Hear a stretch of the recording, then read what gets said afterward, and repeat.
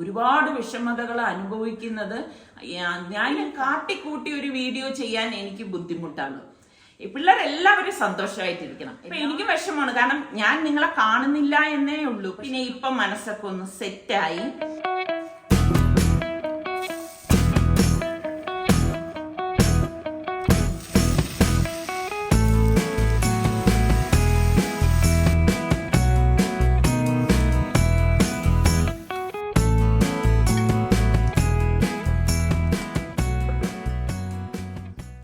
എല്ലാവർക്കും സലു കിച്ചണിലേക്ക് സ്വാഗതം. ഇപ്പൊ നമ്മൾ കുറച്ച് ദിവസമായില്ലേ വീഡിയോസ് ഒക്കെ ചെയ്തിട്ട്, സത്യം പറഞ്ഞ മനസ്സിന് വല്ലാതൊരു പ്രയാസമായിരുന്നത് കൊണ്ടാണ് എനിക്ക് ആ വീഡിയോസ് ഒന്നും ചെയ്യാനുള്ള ആ ഒരു മൂഡ് വരാത്തത്. അപ്പൊ നിസാർക്ക് എന്നെ എപ്പോഴും പറയും, നീയല്ലേ വലിയ രീതിയിൽ എല്ലാവരുടെയും പറയണത് ഭയങ്കര ധൈര്യമായിരിക്കണം, മനസ്സിനെയൊക്കെ കൺട്രോൾ ചെയ്യണം എന്നൊക്കെ. പക്ഷെ അവനവന്റെ കാര്യം വരുമ്പോഴേക്ക് എന്റെ അവസ്ഥ ഇത് തന്നെയാണ് കേട്ടോ.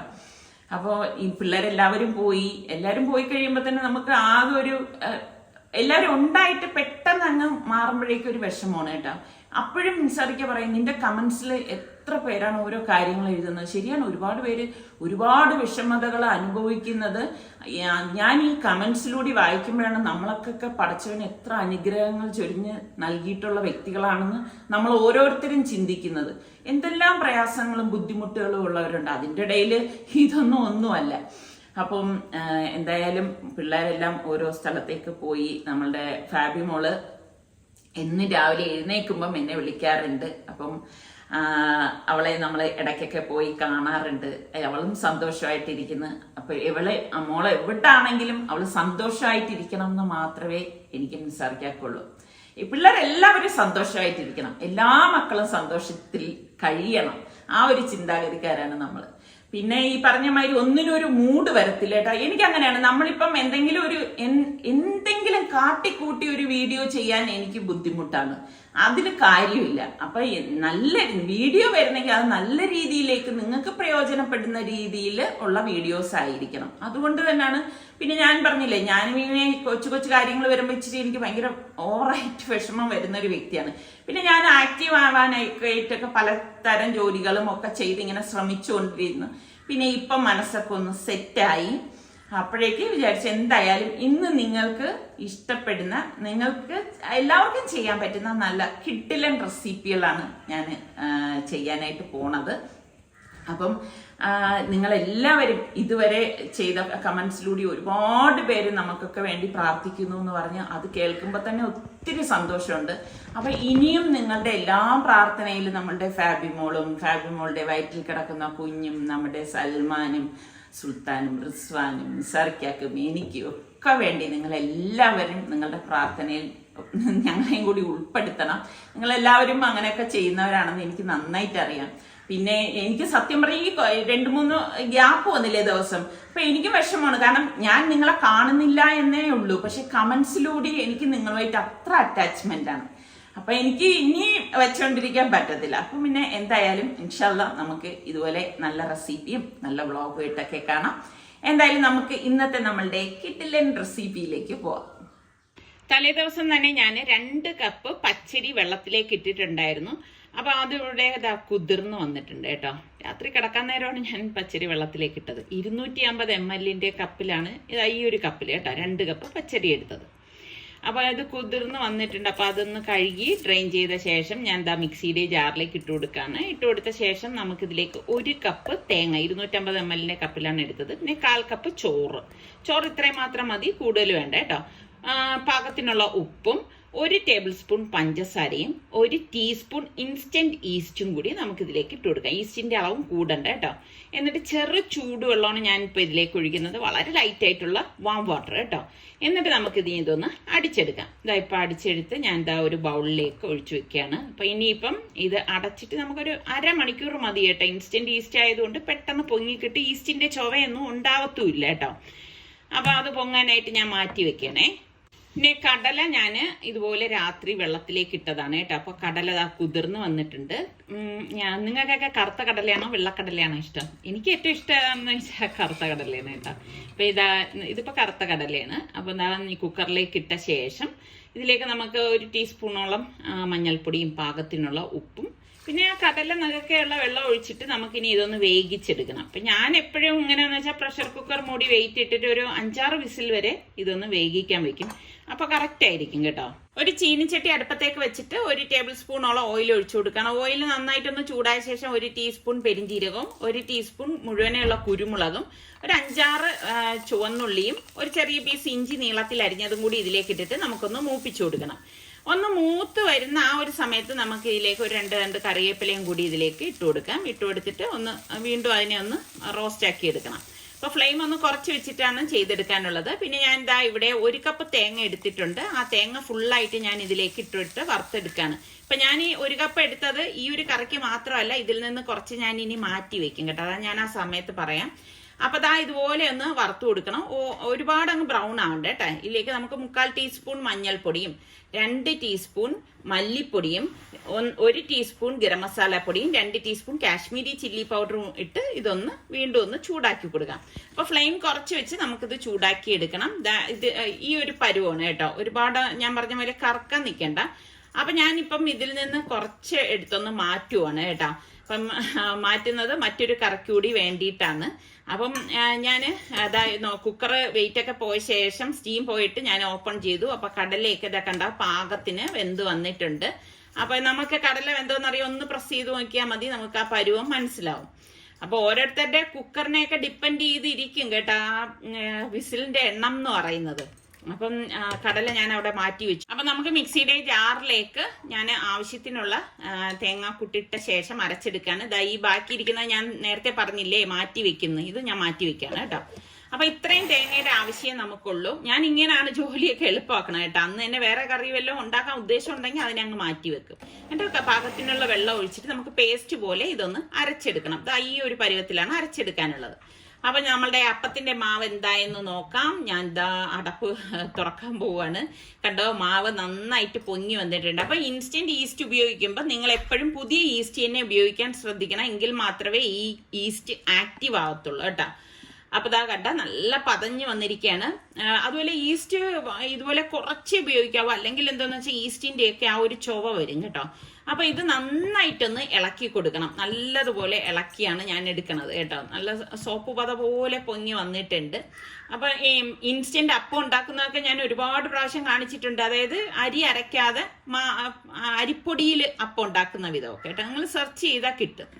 ഞാനിവിടെ ചെറിയ ഒരു ഉരുളി അടുപ്പത്തേക്ക് വെച്ചിട്ട് അതിലേക്ക് നമുക്ക് 2 ടേബിൾ സ്പൂൺ ഓയിൽ ഒഴിച്ചു കൊടുക്കാം. ഓയിൽ ചൂടാവുമ്പോഴേക്ക് കടുകിട്ട് പൊട്ടിച്ചു കൊടുക്കാം.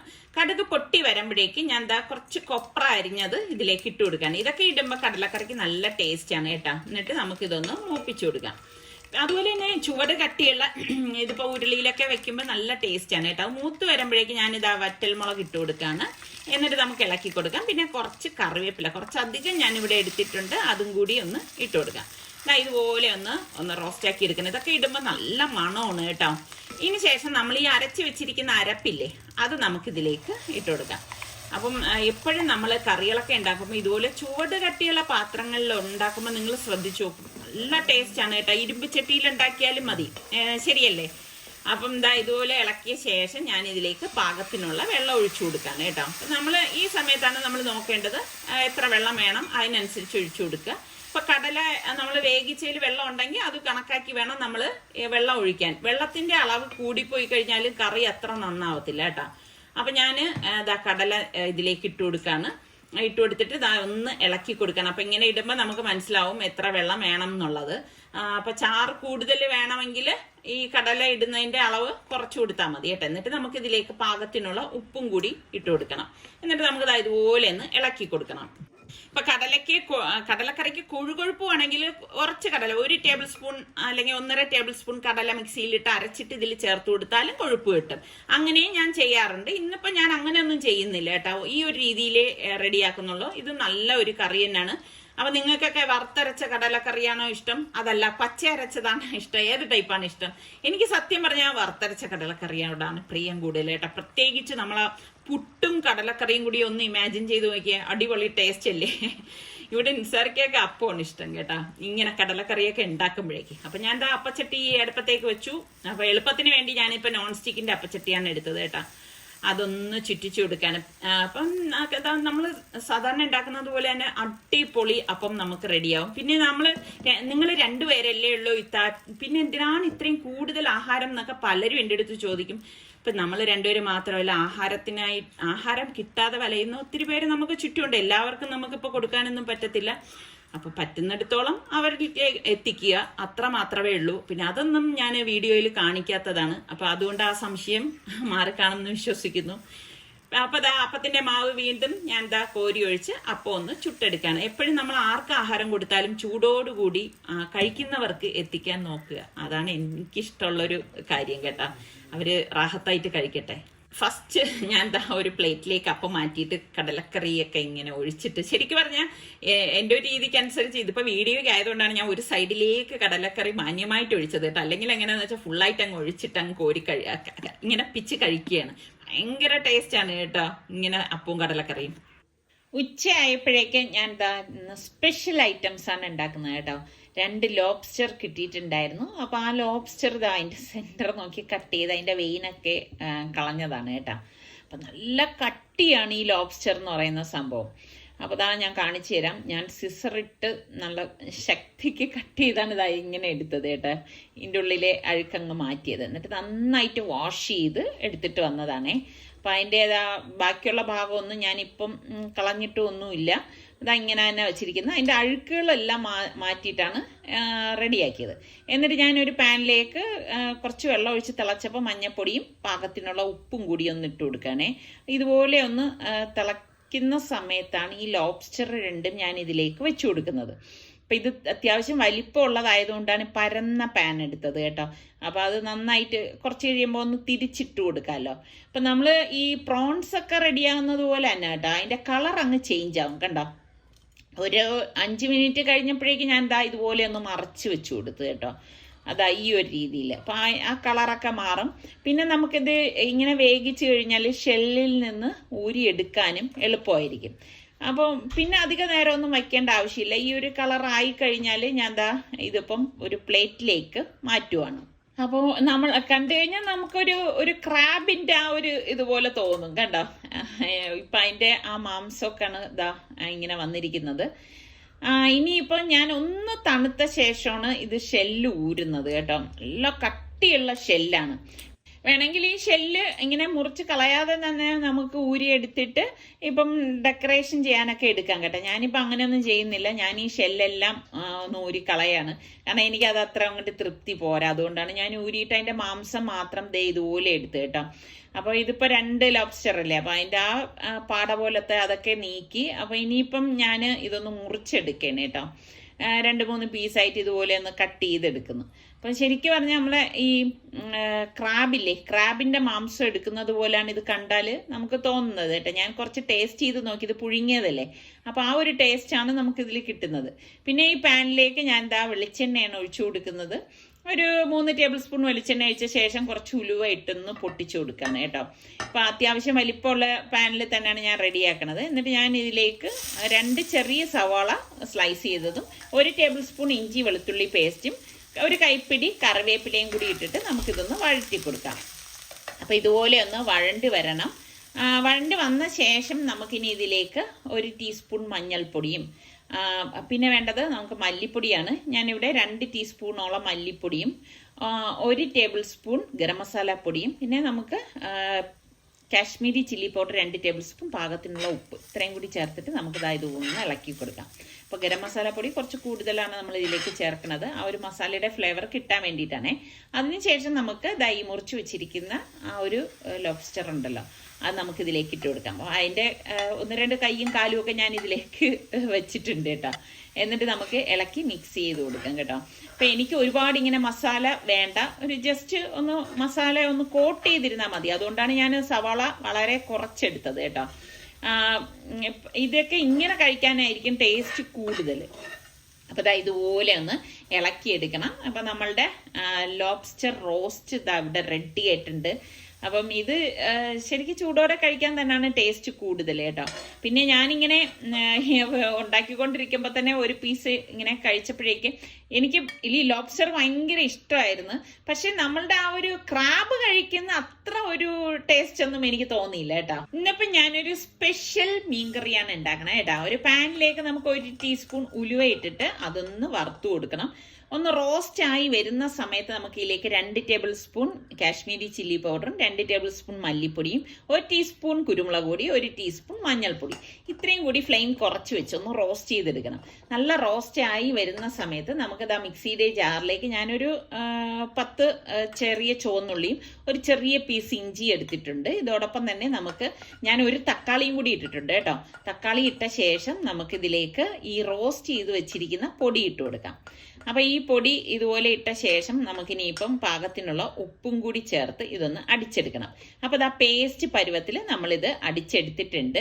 ഇനി മൺചട്ടി അടുപ്പത്തേക്ക് വെച്ച ശേഷം നമ്മൾ ഈ അരച്ച് വെച്ചിരിക്കുന്ന അരപ്പില്ലേ അത് ചട്ടിയിലേക്ക് ഇതുപോലെ ഇട്ട ശേഷം പാകത്തിനുള്ള വെള്ളം ഒഴിച്ചു കൊടുക്കാം. ഒഴിച്ചിട്ട് നല്ലതുപോലെ ഒന്ന് ഇളക്കി കൊടുക്കണം. അപ്പം ഇങ്ങനെ ഉണ്ടാക്കുന്ന കറിക്ക് നല്ല കൊഴുപ്പുണ്ടായിരിക്കും കേട്ടോ. അപ്പം ഞാൻ ഇതിലേക്ക് അരച്ചതിൽ ചെറിയൊരു തക്കാളിയാണ് ചേർത്തത്. ഇതോടൊപ്പം തന്നെ നമുക്ക് 1/2 കപ്പ് പുളിവെള്ളം കൂടി ഒഴിച്ചു കൊടുക്കണം. പിന്നെ ഞാനിതാ പകുതി തക്കാളിയും 2 പച്ചമുളക് കുറച്ച് കറിവേപ്പിലയും കൂടി ഇതിലേക്ക് ഇട്ട് കൊടുക്കുകയാണ്. ഇതൊക്കെ നമ്മളുടെ പുളിയുടെ ആവശ്യത്തിന് പുളിവെള്ളം ചേർത്ത് കൊടുത്താൽ മതി. ഓരോരുത്തരുടെ ഇഷ്ടത്തിനനുസരിച്ച് ചേർക്കണം കേട്ടോ.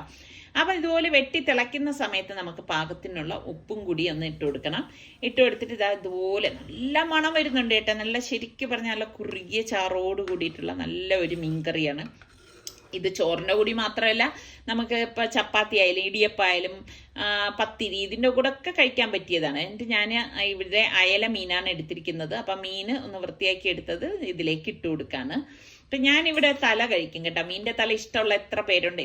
എനിക്ക് മീനിൻ്റെ കഷ്ണങ്ങളെക്കാളും കൂടുതൽ ഇഷ്ടം തല കഴിക്കാനാണ്. അപ്പം മീൻ കഷ്ണങ്ങളും തലയൊക്കെ ഇട്ട ശേഷം ഒന്ന് മൂടി വെച്ച് കൊടുക്കുകയാണ്. ഒരു 3 മിനിറ്റ് കഴിഞ്ഞ ശേഷം ഞാൻ അടപ്പ് മാറ്റിയിട്ട് ഇതാ ഒന്ന് ചുറ്റിച്ചു കൊടുക്കുകയാണ് കേട്ടോ. അപ്പം കറി കണ്ടോ നല്ല കുറുകി വരുന്നുണ്ട്.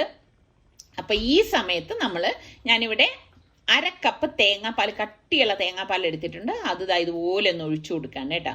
തേങ്ങാപ്പാലും ഒഴിച്ച ശേഷം നമുക്കിതാ വീണ്ടും ഒന്ന് ചുറ്റിച്ചു കൊടുക്കാം. സ്പൂൺ കൊണ്ട് ഇളക്കരുതേ, കഷ്ണങ്ങൾ ഉടഞ്ഞു പോകും കേട്ടോ. എന്നിട്ട് നമുക്ക് വീണ്ടും ഒന്ന് മൂടി വെച്ച് കൊടുക്കണം. ഇനി നമുക്ക് ഇതിലേക്ക് താളിച്ചൊഴിക്കണം. അതിന് വേണ്ടി ഒരു പാനിലേക്ക് നമുക്ക് വെളിച്ചെണ്ണ ഒഴിച്ചു കൊടുക്കാം. എണ്ണ ചൂടാകുമ്പോഴേക്കും 1 ടീസ്പൂൺ ഉലുവയിട്ട് പൊട്ടിച്ച ശേഷം ഒരു 5-6 ചുവന്നുള്ളി ചെറുതായിട്ട് അരിഞ്ഞത്, ഒരു 3-4 വറ്റൽമുളകും കൂടി ഇട്ടിട്ട് നമുക്കിതൊന്ന് മൂപ്പിച്ചു കൊടുക്കാം. നല്ല ഒരു ഗോൾഡൻ കളർ വരെ നമ്മളിതൊന്ന് മൂപ്പിച്ചെടുക്കണം കേട്ടോ. എന്നാലേ കറിക്ക് നല്ല ടേസ്റ്റ് ഉണ്ടാവും. പിന്നെ നമുക്ക് 2-3 തണ്ട് കറിവേപ്പിലയും കൂടി ഇതിലേക്ക് ഇട്ട് കൊടുക്കണം. എന്നിട്ട് നമുക്ക് ഈ താളിച്ചത് നമ്മുടെ മീൻകറിയിലേക്ക് ഒഴിച്ചു കൊടുക്കാം.